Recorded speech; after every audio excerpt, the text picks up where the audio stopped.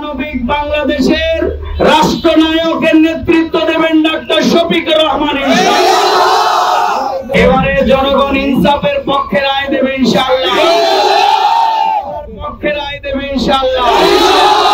দিনে সত্যপন্থীরা সরকার গঠন করবে ইনশাআল্লাহ।